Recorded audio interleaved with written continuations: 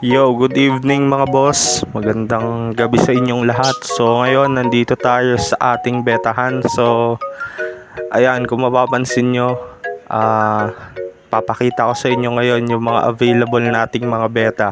So dito nilagay ko na rin dito yung mga beta na mga naka-jarring nung mga nakaraan. So dinisplay ko na rin yung iba para mas mabilis silang lumaki dito sa mga tanks. So papakita natin yan isa-isa. So let's go. So dito tayo mag-umpisa mga boss. Dito muna tayo sa mga old stock. Ito yung old stock natin pa rin pero mga breeder size na.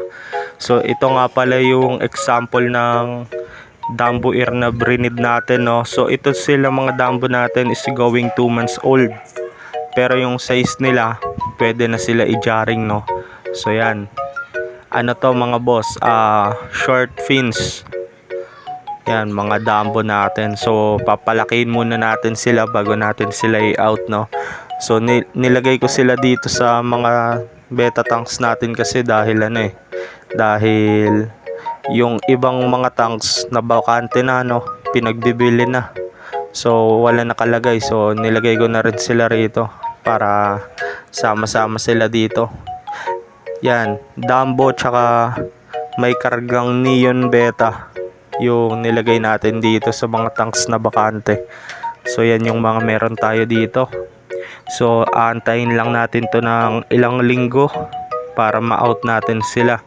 So dito tinatalisay din natin sila tsaka magandang water quality para hindi sila mapano. So yan, yung iba medyo stress pa yan, may stress mark po yung linya sa katawan ng beta. Pero goods naman yan. So dito sa second layer mga boss, ito yung mga iilang neon na nauunang lumaki. Karamihan ng neon na breed ko is mga female, no. So itong tatlo lang yata yung male.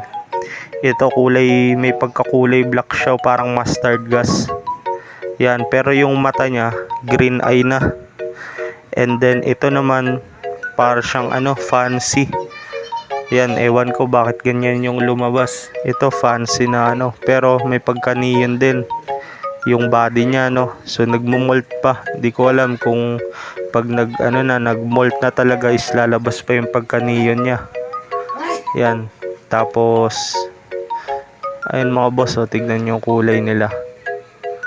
Yan. So medyo madilim lang. Pero nagbabubbleness na sila, no. So yan, yung mga 2.5 months ng mga beta na to o kaka 2 months lang, ganun. Yan pero nagbabubbleness.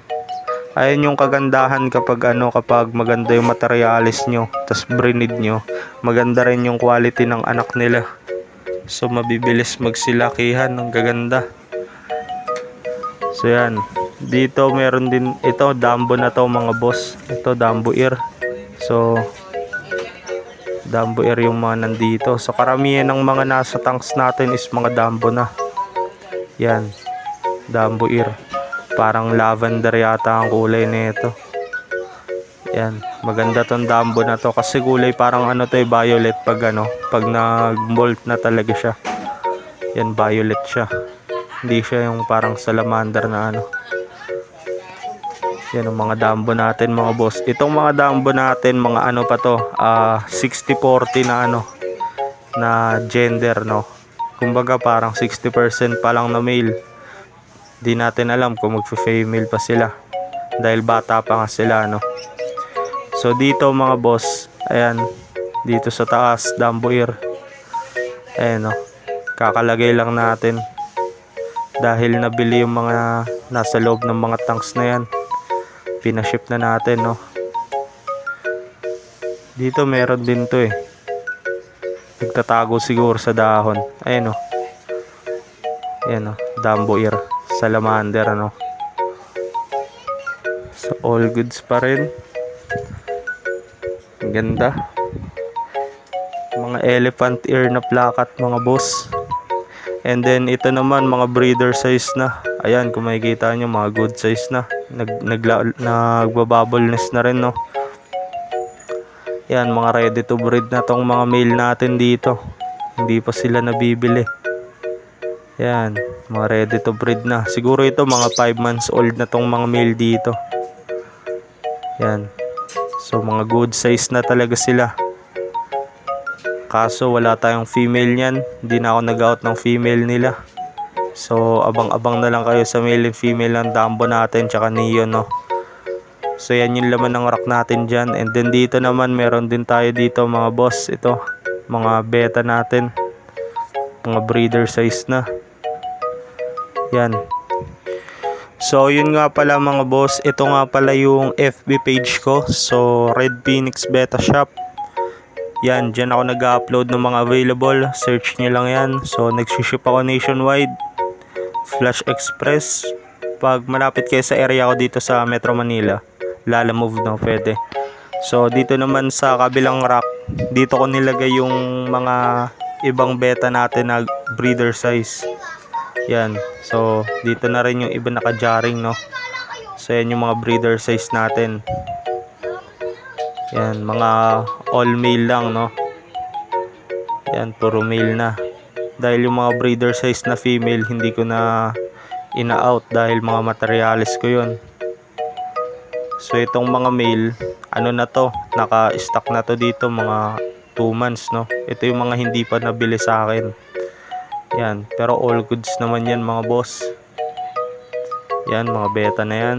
Siguro hindi pa sila nakakahanap ng tamang tiyempo na mabili. Ito yung iba nating mga Dumbo ear mga boss, oh. Yan, mga Dumbo beta.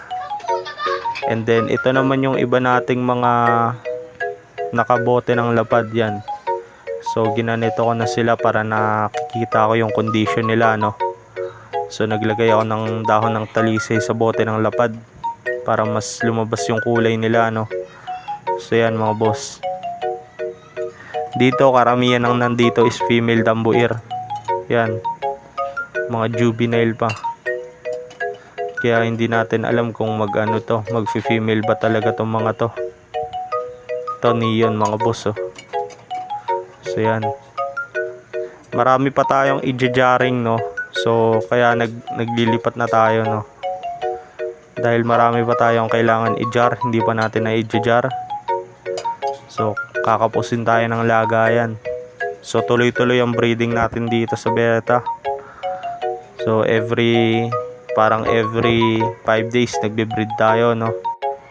Ito naman mga boss, yung iba nating mga beta. Kita nyo, dami nating beta ngayon. So nag-uumapaw. Ito yung mga iba nating Dumbo ear. So walang katapusang Dumbo, no. So pansin ko sa isang beses tayo nag-breed ng Dumbo ear. So ito yung pinakamaraming nilabas.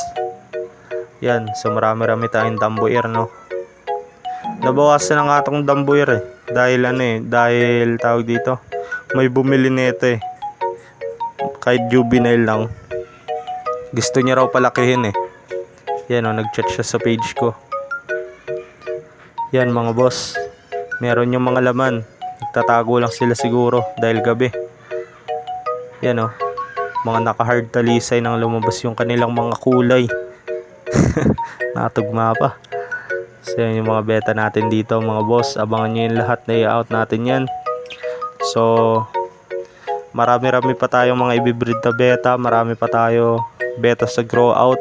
So magja-jarring din tayo, abangan nyo yun.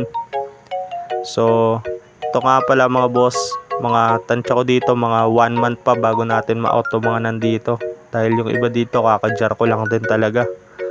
So abang-abang na lang tayo. So magbablog tayo, abangan nyo yun, yung breeding natin ng beta. May sinalang tayo na breeding. So hanggang dito na lang mga boss. Young on Earth nga pala, Red Phoenix Beta Shop.